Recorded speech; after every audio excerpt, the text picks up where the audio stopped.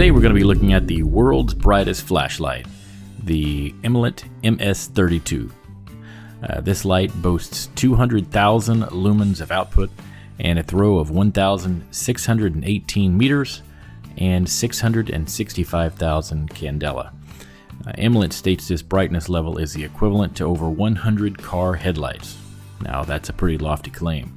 In this video, we're going to cover the ordering process of this light from Imalent Direct, which I will tell you was a bit unnerving, as well as its features and controls, and then we'll take it outside and run it through some tests to show you the brightness, the beam shots, including an aerial view to illustrate the beam profile of this enormous light from Imalent.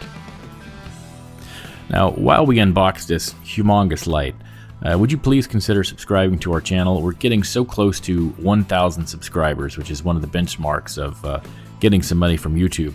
I buy all my own products, which are generally high-end lights and outdoor equipment. They're pretty expensive, but it doesn't cost you anything at all to subscribe to our channel, and if you're willing to do so, then thank you so much. Alright, and back to the light. I weighed the box when it was delivered. The package was just over 13 pounds. I was a bit shocked at the weight. I was also shocked and, as I said, unnerved at how the ordering process played out. I ordered this light from Imalent Direct, which, I will be honest, made me a bit nervous. I know other people on the Reddit flashlight forum have had difficulties ordering direct in the past, and at $750 US, this was a pretty sizable financial gamble. At first, I didn't hear anything from Imalent for several days. I was getting nervous, and after 2 weeks of nothing, I emailed and requested the order to be canceled. At that point, Imalent stated that they would give me a tracking number in 2 more days, but after 5 more days of silence, I again requested that they just cancel the order. At that point, they did reply with an actual tracking number, and as you can see, the light did arrive and was packaged very well. The Imalent MS32 light comes in a very nice case. It has some wood appointments on it, a very nice handle. The box is quite large. It's about 1 foot long and 8 inches or so wide and about 7 inches deep, so it is bulky. It has a foam insert that I will say holds on to the light very nicely. And the light comes with a 100-watt charging brick, which Imalent calls the super fast charger. I can tell you, it is extremely fast. Imalent claims a full light charge in 2 hours, and I think they may have overestimated the charging time here. The light also includes the Type-C charging cable, some spare O-rings, and a shoulder strap. All these items are packaged tightly in the carrying case. And the MS32 is powered by a large replaceable battery pack, which makes up the thick handle of this light. The battery pack unscrews from the head, and my light came with a generous amount of grease on the threads. The silver cap you see on the back of the light unscrews, revealing a very tight, weather-sealed Type-C charging port on the rear of the battery pack, and this pack will double as a battery bank. The battery pack portion of the light weighs close to 3 pounds, coming in at 2 pounds 10.5 ounces, and the massive head of this light weighs over 4 pounds, coming in at about 4 pounds and 3 ounces.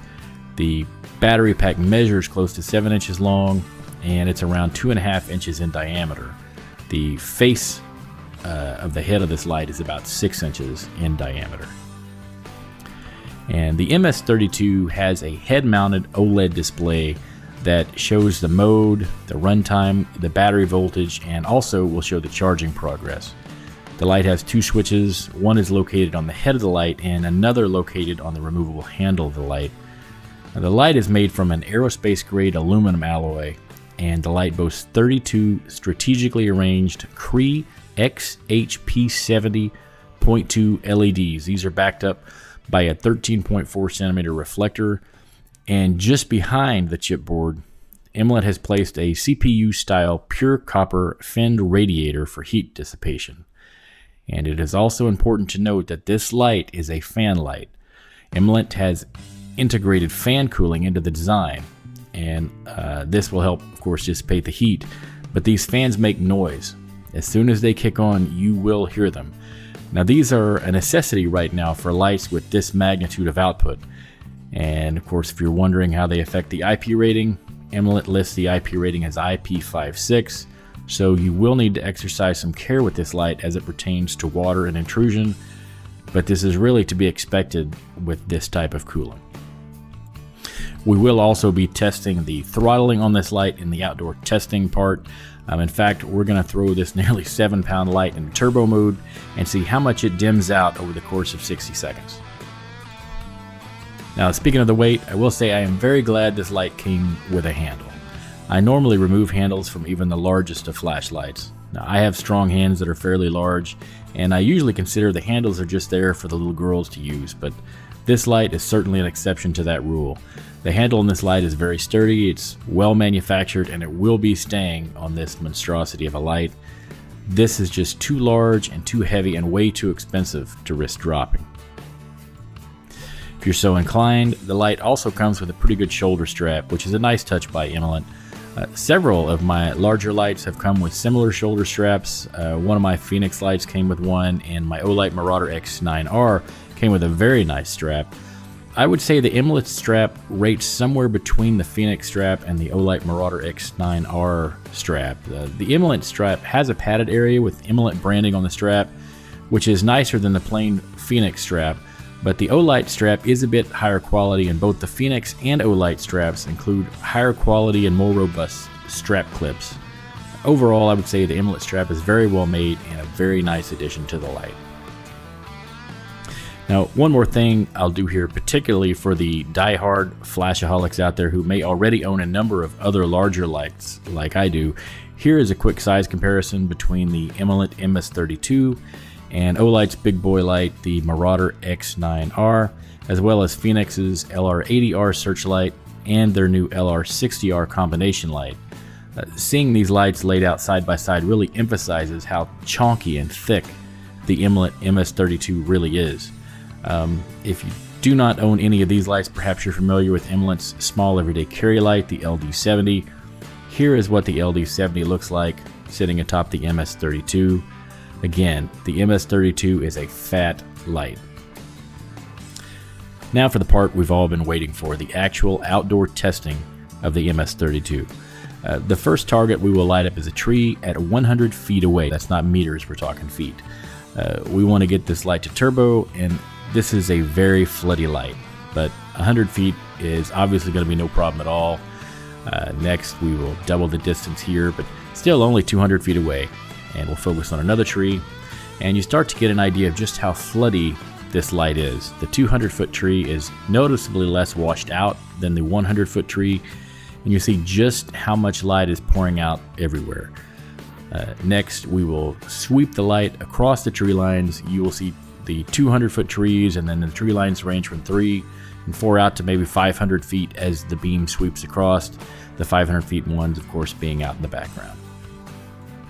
And lastly, we will show the beam profile from the user's perspective, as well as an elevated position behind the light to clearly illustrate the beam profile.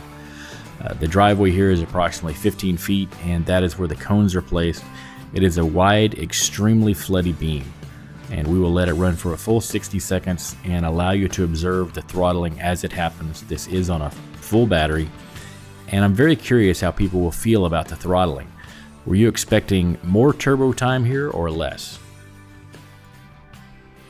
All right, and of course the real question for us, what do we make of this big old $750 light from Imalent? I know I've irritated some of my viewers in the past by casting doubt about the claims, the output claims of certain lights. Now in this case, this light is just too big to fit into my integrating sphere, so I don't have those test results to rely on. I can tell you that the light is bright, and ridiculously bright. But is the light putting out 200,000 lumens of light, and is it an effective and useful light at 1,618 meters? Well, let's think about that. 1,618 meters, that's over 5,300 feet, and I'm testing the light outside against trees that are 1/10 of that distance or less from the light. Do you think those trees in the distance, the ones in the back that are 400 to maybe 600 feet away, were they lit up in the way you would expect from a beam that's shining light out to 5,300 feet? And when the light shines across the various surfaces and trees, do you feel as though the light is the same as what you would expect from over 100 car headlights being shined? Comment below. What do you think?